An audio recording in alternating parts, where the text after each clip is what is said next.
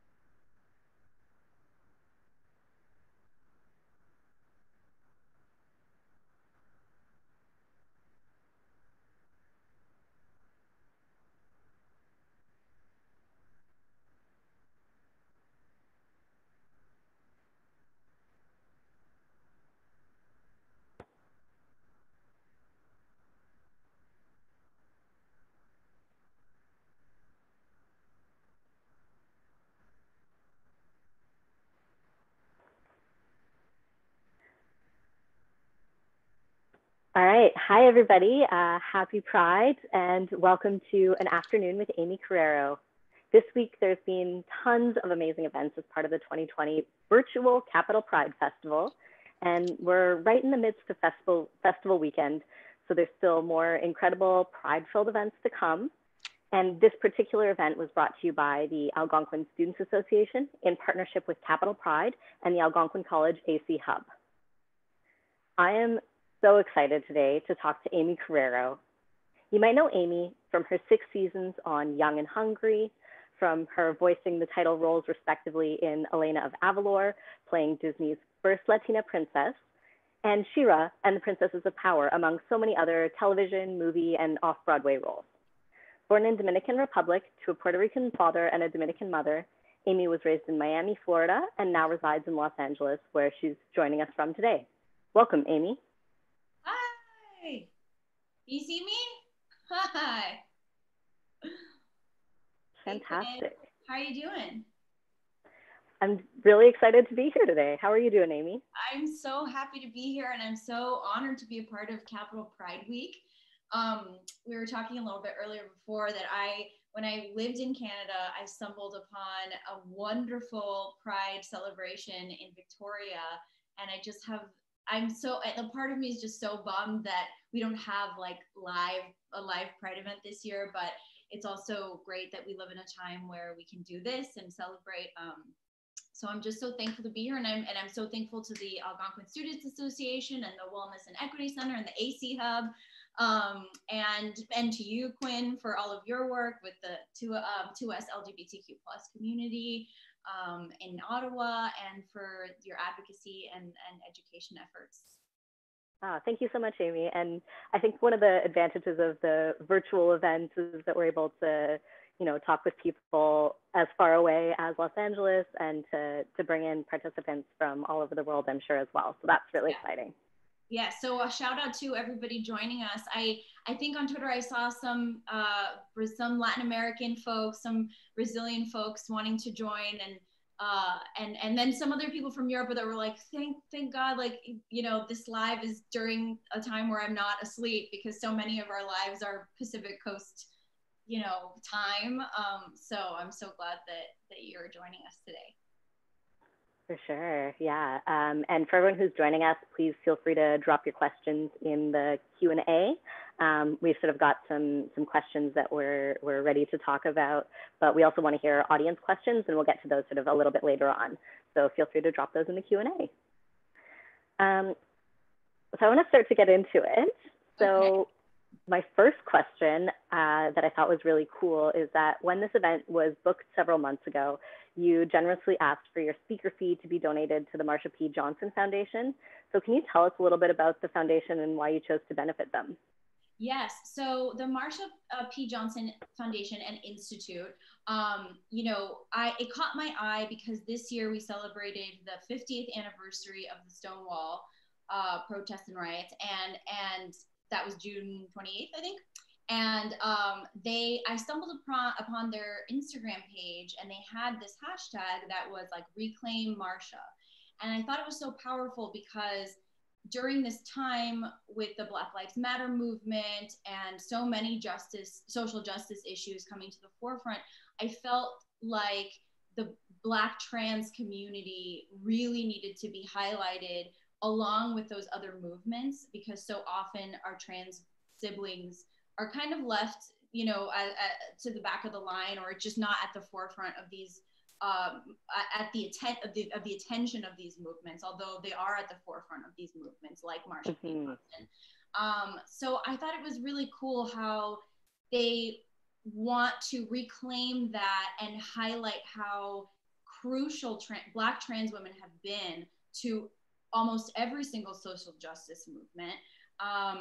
And to be honest, there was a lot of at that time when I was asked to come on and do this, was right when the George Floyd protests were happening, and I just wanted to find an organization that focused on Black trans lives. And just recently in LA, we're supposed to be like this safe haven, but just recently here, I think it was like 2 weeks ago, we had 3 Black trans women attacked, and the perpetrators were originally arrested, but our DA chose not to press charges, even though it was caught on video. I mean, it's right there in the open for us to see in our backyard.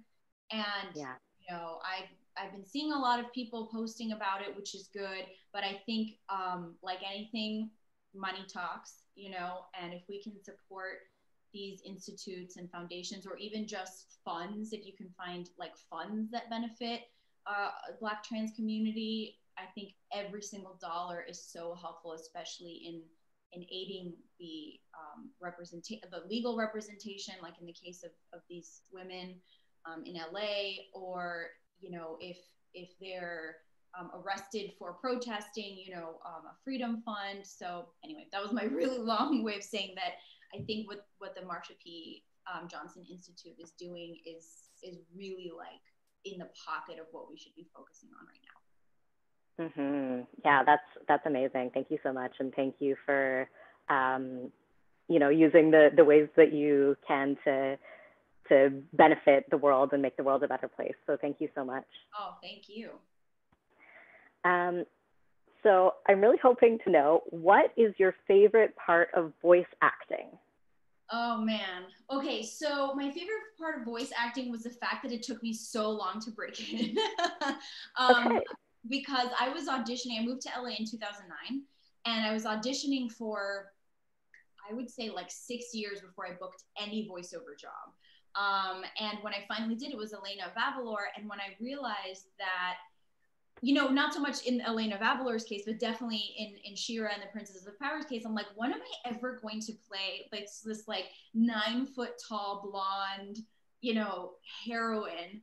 And it just made me realize that it's a way to kind of escape my own body, and the limitations of, whatever body I was born into, and play characters that normally, Hollywood wouldn't necessarily cast me as, and have those experiences. That's so cool to be able to sort of go beyond your own experiences. Oh man, it's truthfully like such a gift, and I wish that even if it's just like joining an acting class just for shits and giggles, like I really highly recommend it to anybody who wants to try something new, because it really is so liberating to just walk in someone else's shoes. Very cool. And so what's it like on the set of She-Ra? So like, how often are you recording with other actors versus alone?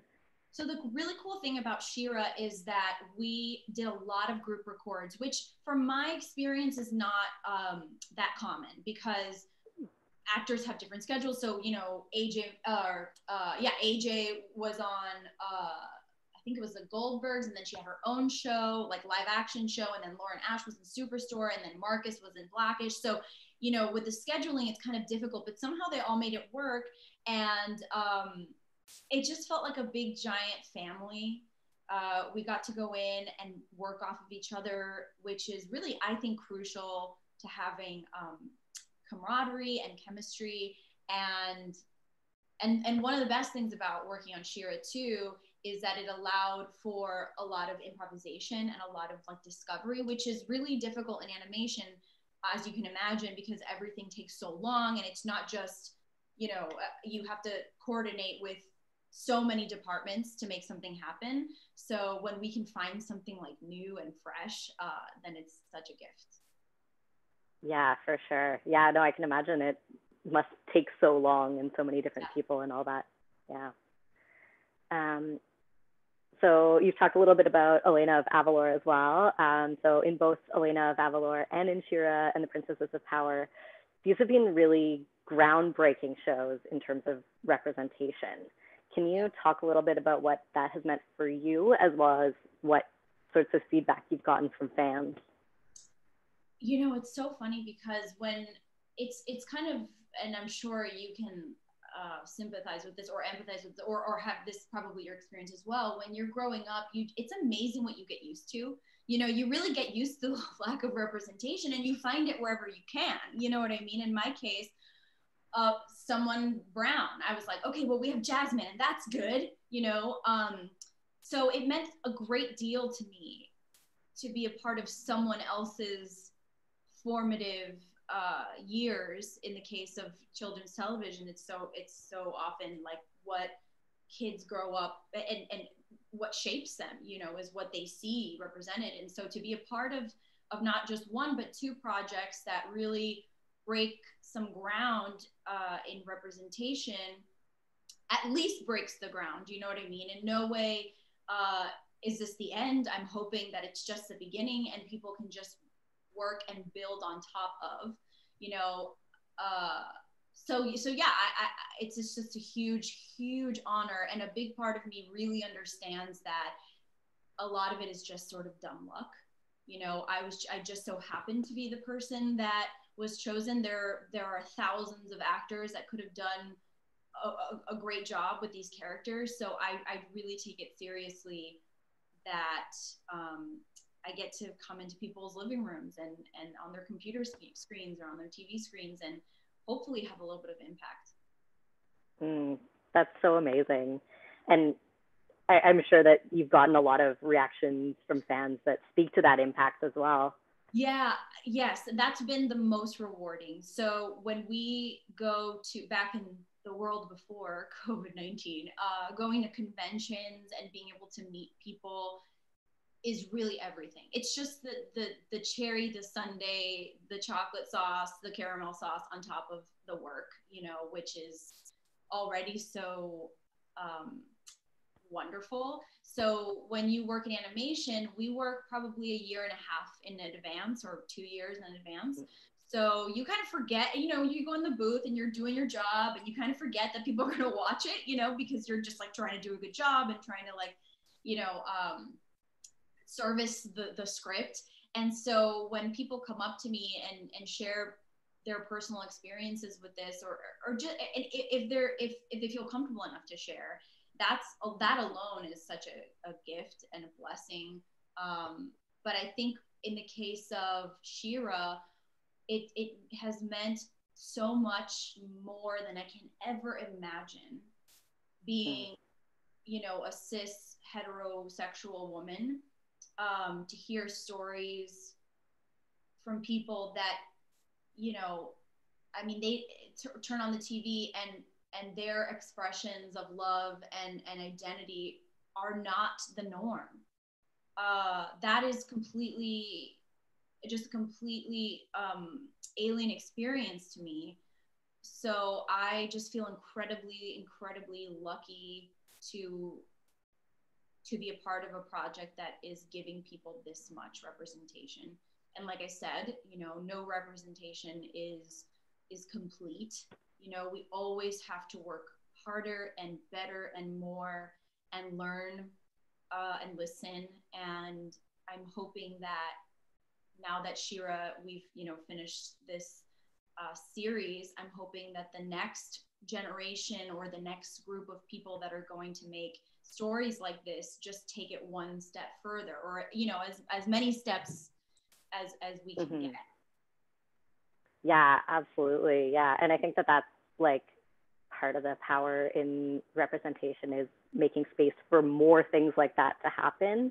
Yeah. And I don't think any one show needs to be the be all end all. So I think that's really powerful. Yeah. And also too, you know, when you look at shows maybe that you used to watch when you were younger and you're like, oh, this meant so much to me. Now this doesn't seem so groundbreaking. That's, I think, sort of the goal. You know, we want people 10 years from now, 5 years from now, 2 years from now to watch She-Ra and be like, oh, that was groundbreaking. It shouldn't have been, but it was. Okay, now what do we do? What do we do next? And that's really, I think, the goal. Oh, I love that so much. And while we're talking about representation in She-Ra, I want to bring up the Twitch that some of the She-Ra creatives were on a couple of days ago, where an inside joke had anti-Black impact. Would you like to address that to our viewers today? I would love to. Yeah. You know, I think I wasn't on the panel, obviously, but I read Noelle's apology, and it seemed like she apologized unequivocally for what happened and took on responsibility. It's tough for me to comment because I'm not Black, so it is not my apology to accept or to reject. I think that when it comes to representation, we have been so focused on representation on screen, which is necessary. We need that, absolutely. And experiences like this will open the door to dialogue about diversity behind the scenes, and that's also necessary.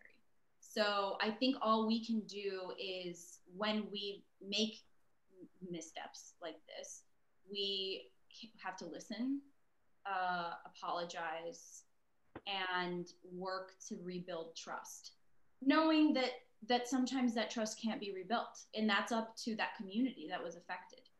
So you know, I think that's, I can't speak for Noelle and I can't speak for anybody else, but I my experience on this show has been, as a Latina woman, again, I'm not a Black woman, so I can't comment on this specific thing, but as a woman of color, I've experienced nothing but inclusion and a desire to get it right.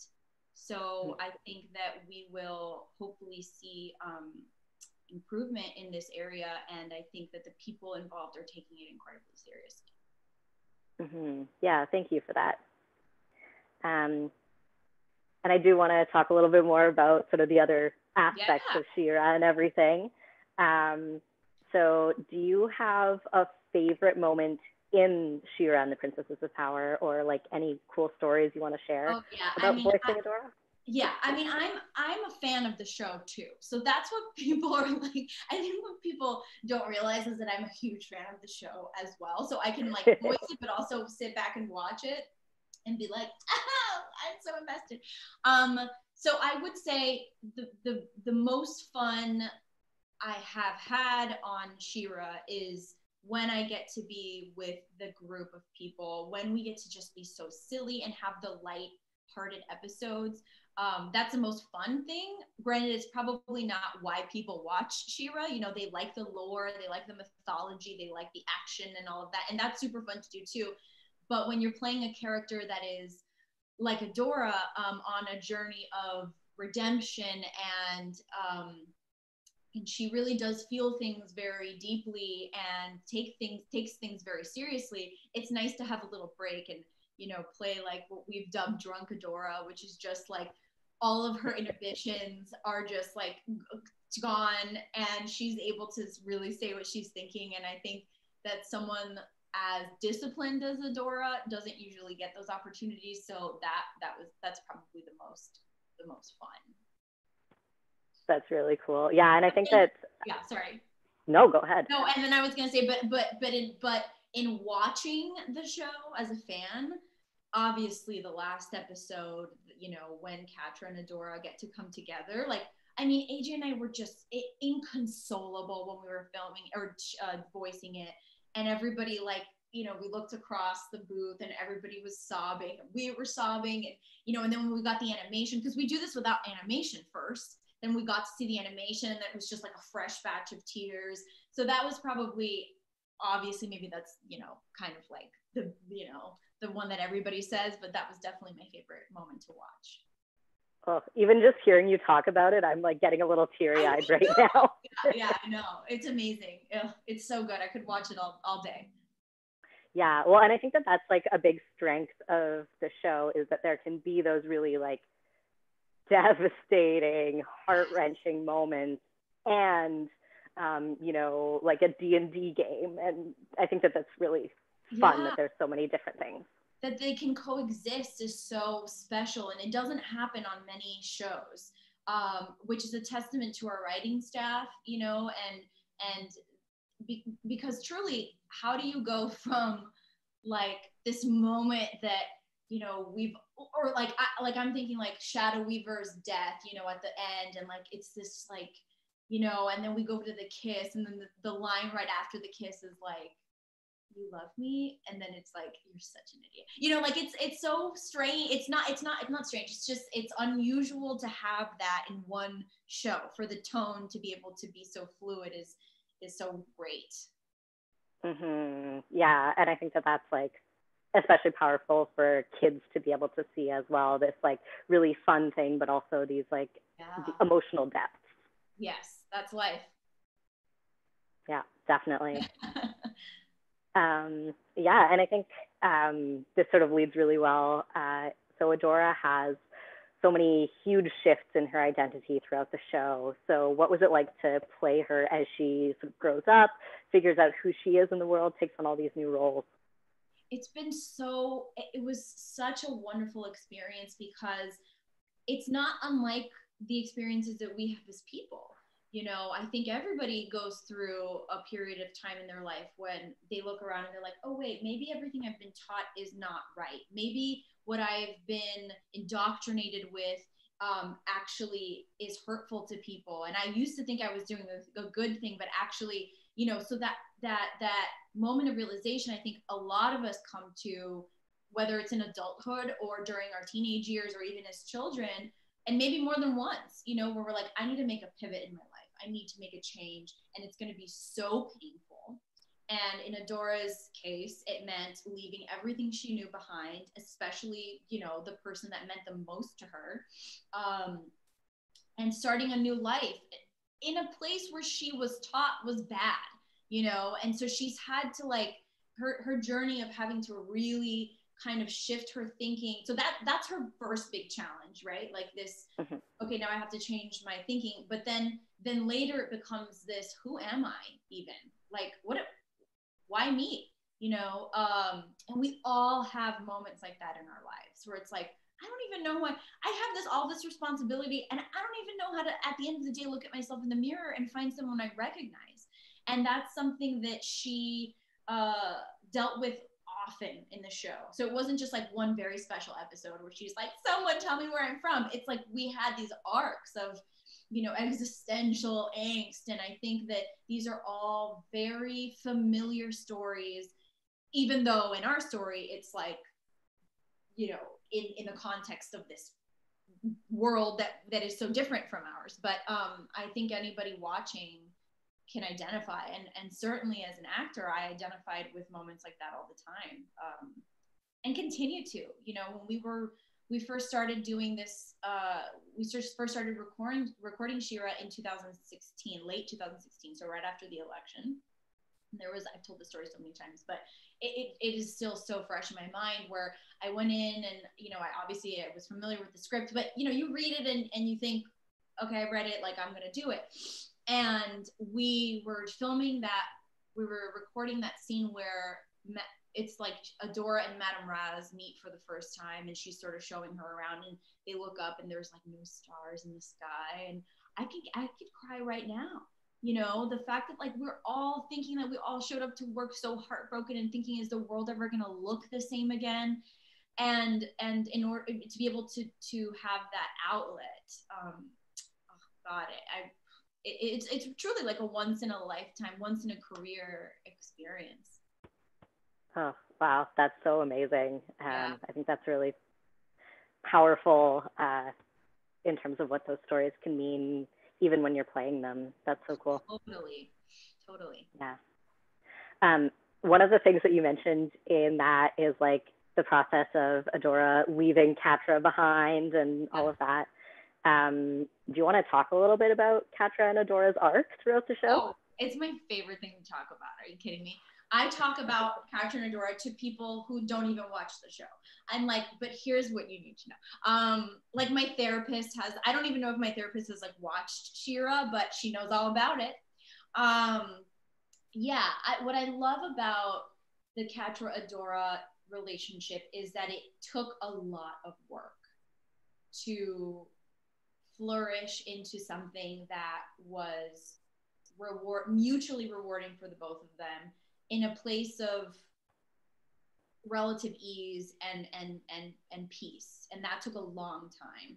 And I think that that's a really good lesson, not only for romantic relationships, but also for friendships. Sometimes you have to say goodbye to people. Sometimes you have to, especially when you grow up with someone like Adora and Catra did, you really you see the best of them, but you also see the worst of them, because it's just warts and all. You know what I mean? You're in there, you're not getting a glossed over version. Like, you're not meeting, you know, online at 35, like having figured out some shit in your life, having gone to therapy. Like, you're literally just getting through it together. And so much of growing up is finding what your reactionary coping mechanisms are, and then reparenting yourself and working through them, especially if they're toxic to you. And they just never got a chance to do that until they were separate. And with Adora, you know, she has this huge guilt of leaving behind the person she loves the most in the world, but also knowing that her like Adora's presence in Catra's life at that time would not have benefited Catra.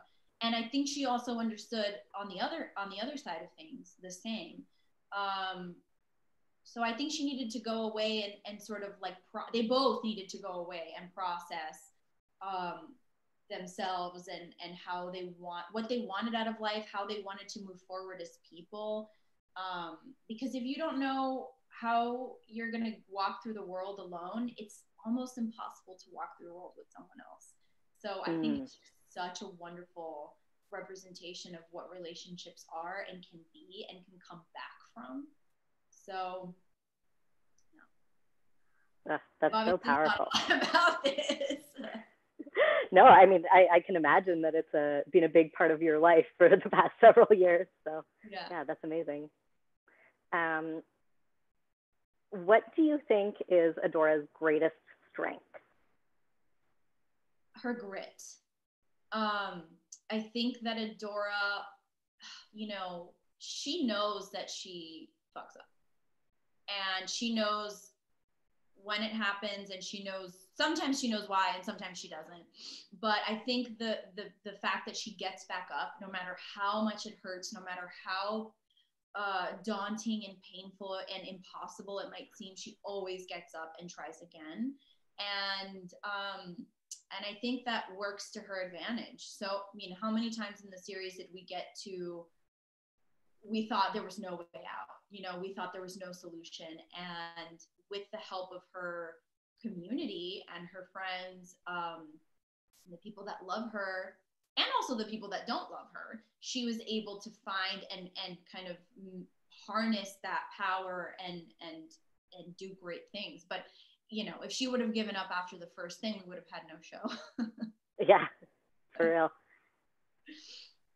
And I think, like, obviously the central kind of theme of the show is a lot about like friendships and relationships. Yeah. So now that the war is over, what do you think the best friend squad does on their days off? Okay, like if I could write fan fiction, I would. I like to think the first thing they did was maybe go on a road trip.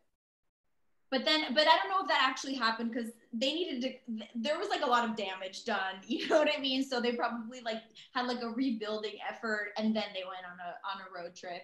But I think that what's interesting about stories like this, and not to say that She-Ra is a fairy tale, because it's not, but what happens when we run out of this conflict, right, is then the show's over, you know. And a lot of stories that are geared toward, you know, audiences that are grappling with growth and adolescence or childhood or just like transitional periods in their life, it's like we watch them for this specific amount of time so we can learn what we need to learn from them. And then in our minds, they live happily ever after. Of course, that's not how life really works. I'm sure there are many conflicts, you know, that await the best friend squad and the Princess Alliance.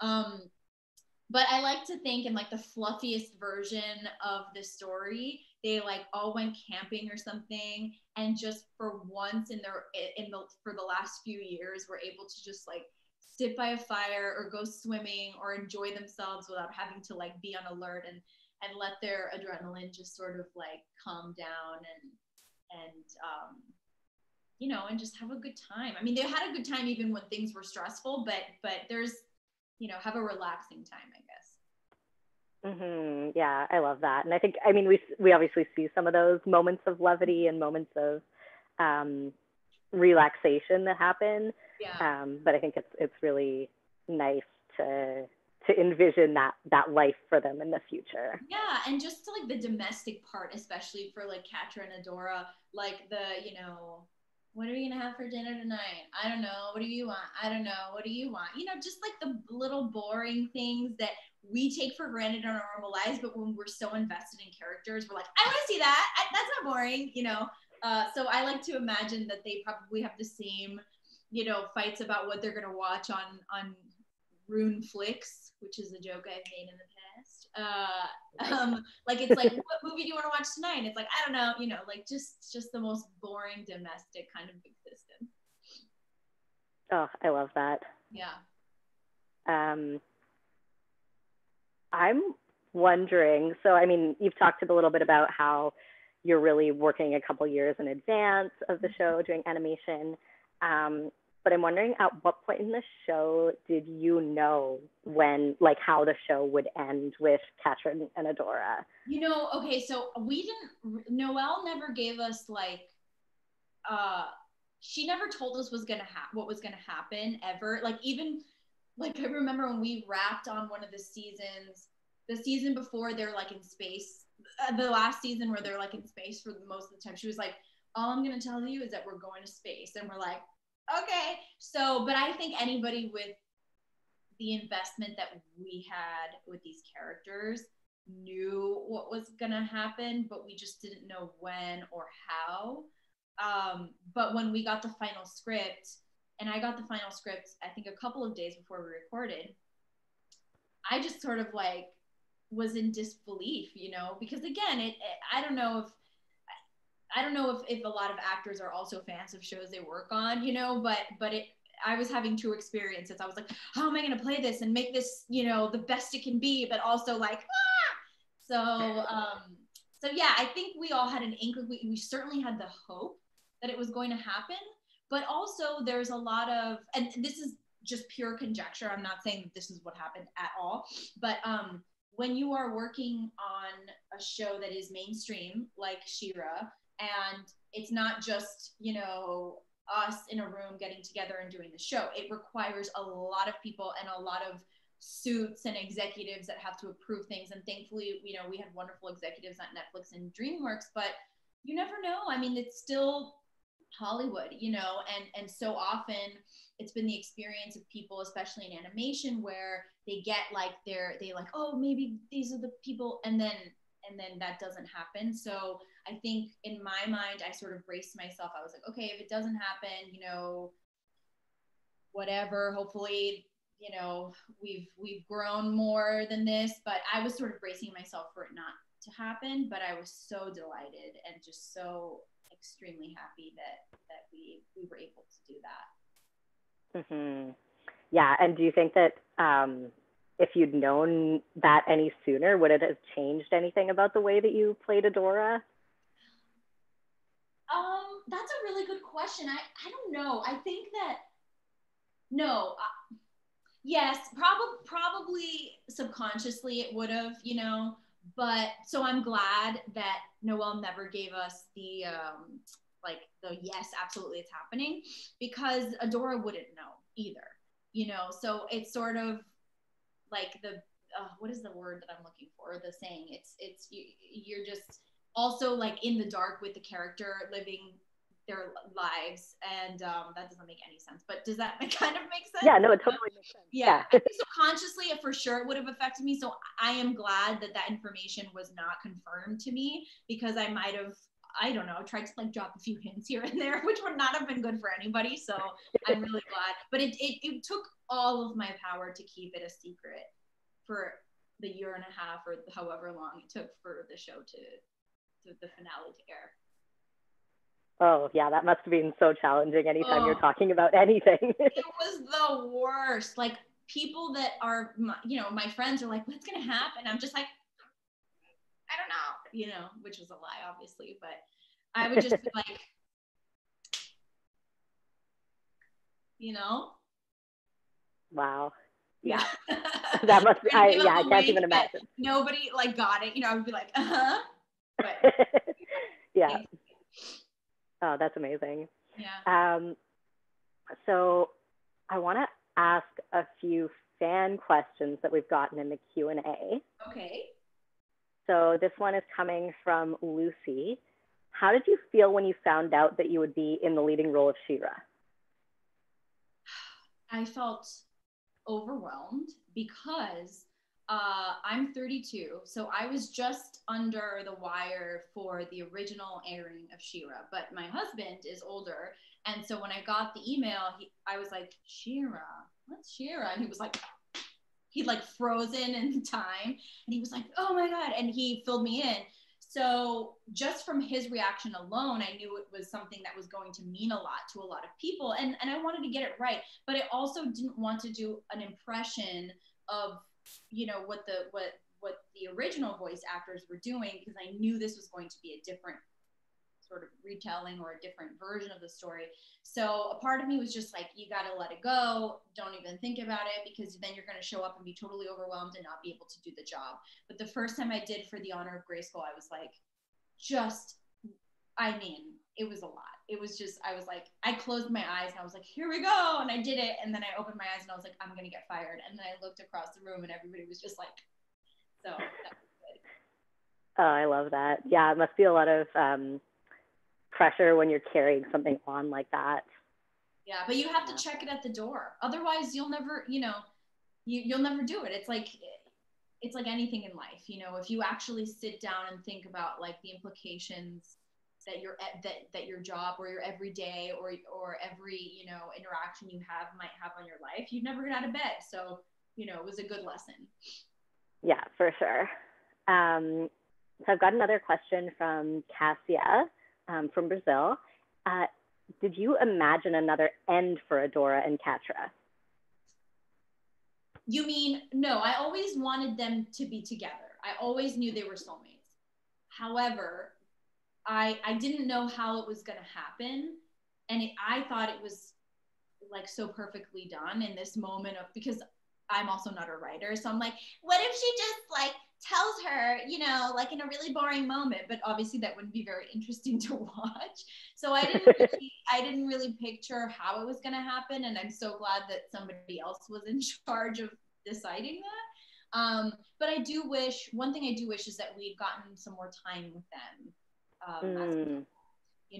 But that's so unusual with TV shows. Usually it's like you have your ship and they wait till the very last minute to get them together because they want to kind of make it interesting, and then it's over, and then you're like, man, I want to see them like getting an apartment. I don't know.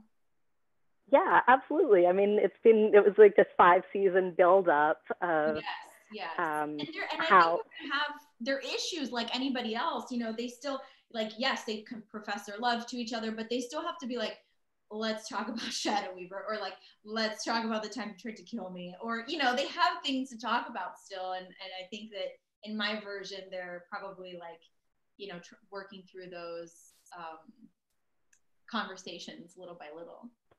Mm-hmm. Yeah, well, and I'm curious as well. You just mentioned Shadow Weaver, and I think that was also such a formative relationship for Adora with this sort of mother figure, but also very traumatic for her. So do you want to talk a little bit about that?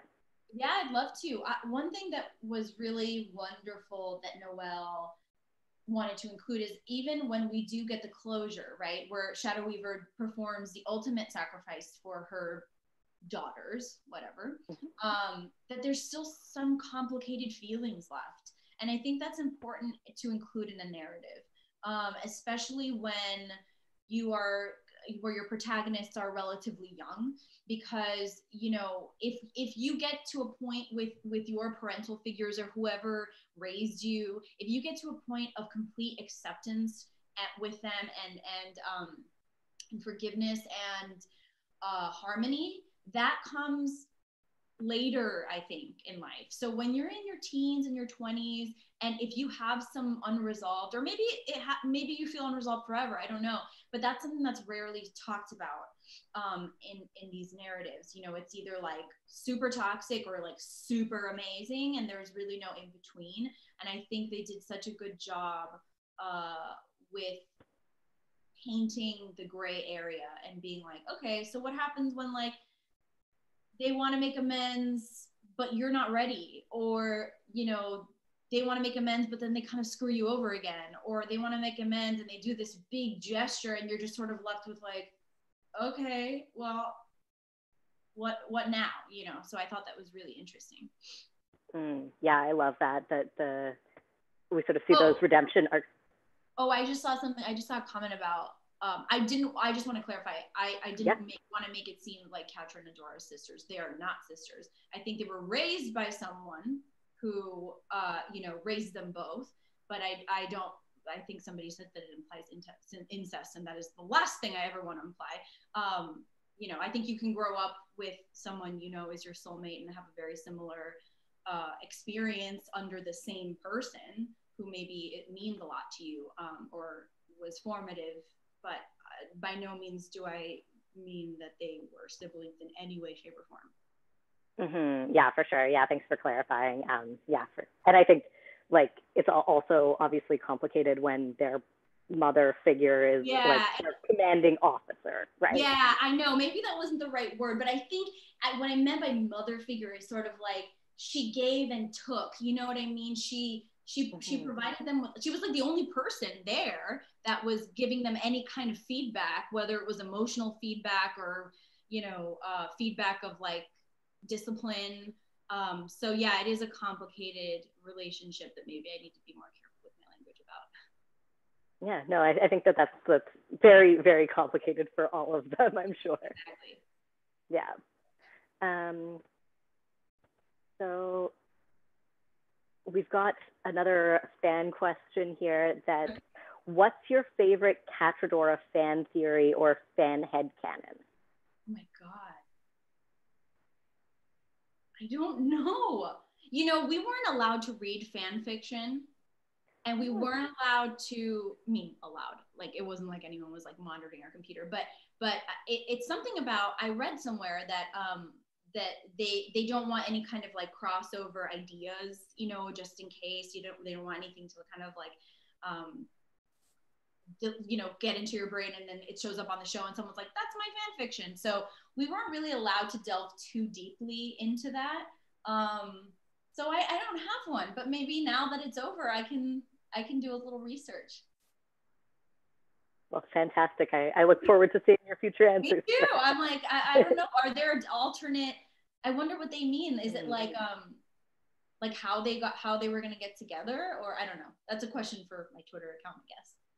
Oh, I don't know. I mean, I know, I think we've all seen a lot of like, you know, in Catra and Adora's future lives. Like, oh yeah. So maybe something about like, I was getting a lot of really cool illustrations like of their future child, which I think is so sweet. And some people are like, would it be a baby or would it be like a cat? Or would it be like, I don't know. It'd be interesting. Oh, I love that. Yeah.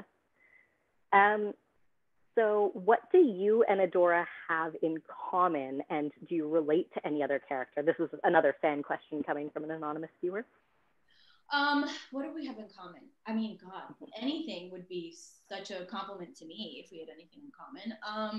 I think probably I could most identify with Adora's tenacity and her commitment to just kind of, she's an action kind of person. Not to say that I'm athletic in any means. I just mean like when there's a problem, I want to fix it, you know, and I like to come up with a plan, and I want to know exactly how I'm going to approach the challenge, which can be good and it can be bad. You know, I think it's important for for people like me and like Adora who are like doers to have other people around them that are like, wait, let's slow down. Let's actually think about what the implications of this will be. And that's why I think, like, especially with the best friend squad, it was a really nice balance, because there are feelers, there are thinkers, there are doers, and there's crossover, and it's all good. Yeah, definitely. That's pretty cool. And do you find that you relate to any of the other characters? I mean, yeah, I relate to all of the characters in one way or another. I think that if you were to cast me, it's funny because like in a live action version, let's say, I think people are like, oh, it's funny because AJ looks a lot like Adora and you look more like a Catra. And I always think that's so funny that people would cast me as a Catra, because I would cast myself as a Glimmer. Ooh, interesting. I love that. I don't know if it's because I have sort of convinced myself that I have like a bubbly personality or something, but yeah, I would probably say that maybe I identify the most with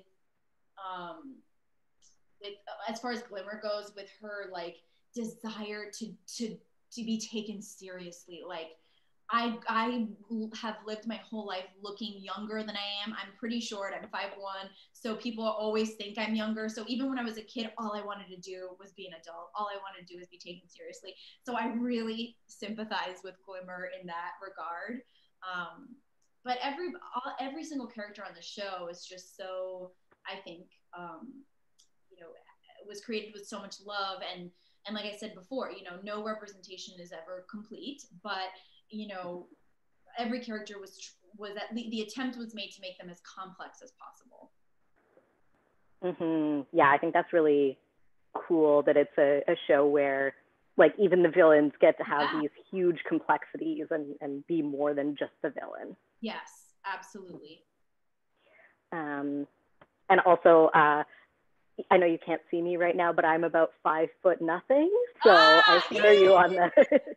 All right, baby, you got it. I know, I'm like, good things come in the small packages. That's like the one great thing about this, you know, it's not great, but being like on technology so much and doing all of their interviews via Zoom. It's like, you who knows? I might be 5'8". You'll never know. Exactly. Unless I tell you, which I just did. Yep. So I've got another question here from Nina. So Noelle said that her and the crew's favorite outtake from Aimee while recording She-Ra was Adora shouting, "Believe in yourself, goddammit." So can you give us context for this? Like, when did this happen? What scene was it in? And here's the thing, and you might have already noticed from this panel, I don't want to say it's like a filthy mouth. I like profanity. I enjoy the sounds in my mouth. I enjoy hearing them coming out of my mouth. And I think they can be very effective when used properly. But that being said, if I ever messed up a line, it was always followed by like several fucks or whatever. But I think the believe in yourself, God damn it, was probably, I want to say, and I could be wrong, and maybe someone that was there will correct this, but I want to say that it was from a scene, with the many scenes that Adora had with Light Hope, I think, where it was a situation where she wasn't getting any of the answers and she was feeling really down on herself, and she was really in a place of just total despair about her identity and about what she was there to do, and can I even help? Like, am I just a burden to my friends? And so I might have been like, believe in yourself, God damn it. And that's probably the closest I could get to the outtake. Nice. And so you think that she was talking to, like, Adora was talking to herself? Aimee Carrero was talking to Adora. And I think then I think Noelle and the crew might have put it into one of the temporary animations just to fool like whoever at DreamWorks or Netflix was watching it. Because I don't think we cursed. No, we definitely didn't curse on the show. So maybe it was a situation where they put it in there just to like see if they got any notes, like, excuse me, we can't use the word, God damn it. But I don't know. We had fun. Yeah, that's awesome. Is there anything that you brought to the character of Adora in your performance that the writers ended up taking and running with because they liked it? I think the comedy aspect. That being said, I think that the moments of levity were there, and that is absolutely the writing. I didn't come up with any of that. The tone, I mean. I think that when they cast me, maybe the fact that I had come from comedy was helpful. And I know that then they also cast Lauren Ash. I mean, Lauren Ash is a master comedian. I'm not putting myself in the same league with her, but you know, AJ and Marcus and Karen, like, I think are all pretty kind of like funny people, if I'm giving myself a compliment. And so I think that whatever vibe we brought to the record, they added more of as the seasons went on. Yeah, that's awesome. Yeah. Like, I know Marcus had his little scream, or however he does it, I don't know. But that was something that I think he discovered in the booth, and then they started adding to Marcus's character when he would have like the bow scream. I think that was like a Marcus discovery. Oh, that's awesome. Yeah. And I mean, you sort of mentioned that there was a little bit of that like improvisational aspect. Were there any of those that you remember sort of improvising a little bit that stayed? Yes. So when we did the episode, I wish I remember episode names. I'm so bad with episode names, but the episode where we go visit Beau's dads, and like Beau's like, I'm still in school. These are my classmates. I sort of came up with, I'm like, what would Adora, if she was trying to seem intelligent, what would she do to showcase that? And I was like, oh, I know, just put the wrong emphasis on the wrong syllable. And probably sounds really fancy to her. And so, and I sort of stole the idea from my husband, who had been listening to a podcast that they kept saying, this was obviously a long time ago, I'm going to date this whole situation, but orange is the new black was like on a lot then. And I guess he'd heard someone says oranges, comma, the new black. So I was like, oh, that's funny if I put like a different emphasis. So that was something that was improvised in the room, and they were gracious enough to like, and also then include. But then I think it was Noelle's idea, or maybe Mary, our voice director, Mary Elizabeth McGlynn, to do For the Honor of Grace Skull, which I thought was really funny. That was very funny. I mean, the whole sort of scene where. Yeah. We had so much fun. That's amazing. So we've got a question from Paula, who asks, what do you think about a She-Ra movie? Do you think it will happen in the future? I hope so. I really hope so. I've tried to talk about this candidly whenever I do panels or lives, and I don't want to give people false hope. But I guess what I have meant to say this entire time is that everybody really wants it. Like, there's nobody on the cast or the crew that doesn't want to do a movie. Everybody wants to do a movie. Unfortunately, we are not the deciders of that. She-Ra is owned by Mattel, and She-Ra and the Princesses of Power, that has to do with Netflix and DreamWorks. So there's a lot of like not cooks in the kitchen, just people in charge that, I'm not those people. If I was, we'd have a movie, but alas, I'm just a little actor in a cog in the very complicated wheel. So I'm hoping that that if people want a movie, I know there's a petition going around, and there's like almost 70,000 signatures, which is amazing. So I think if people really want a movie, I think the people to go to are the powers that be, Mattel and Netflix and DreamWorks. Yeah, absolutely. And I've got, I think, sort of one more question from Suzanne. So what's next for you? Oh, what's next? Well, so COVID kind of, put a little pin in a lot of things. But I'm still so grateful that, I have my health and my family is healthy and my friends are healthy. And, there are people who are struggling financially and health-wise and in many, many different respects. So I'm grateful that I'm here and I have a roof over my head. That being said, I was supposed to do a pilot for NBC 2 weeks before the shutdown happened. So that's been pushed to the next development season, which I think is a fancy way of saying 2021. So we'll see. But, She-Ra is now effectively over, and so is Elena. So I'm a free as a bird. Someone hire me. But yeah, I'm looking forward to. I would love to do more voiceover. It's been so rewarding. It's been such a cool little detour in my career. I never thought that I'd get the chance to do it. So I would love to do more of that, and more on camera work. Hopefully, is in the works. So yeah. Yeah. Well, that must be.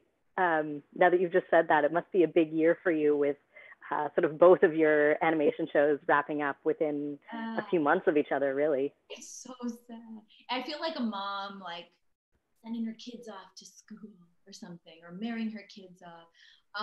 But yeah, it's been bittersweet. It's nice to finish a project, because then you can look back on it and be like, wow, we did that. That was a group effort and it's done. But it's also sad because you enjoy the people you work with. I mean, I've made lifelong friends on both shows, and those friendships will continue, but it's not the same. It's not like showing up every day to work and having your pals and sharing like stories about what you did the night before, when people were doing things the night before, not just like rewatching disaster movies on Netflix, which is what I'm doing. So yeah, it is really sad, but at the same time, it feels like a nice way to end this chapter. Mm-hmm. Fantastic. Are there any other like questions that I didn't address that you wanted to get a chance to talk about?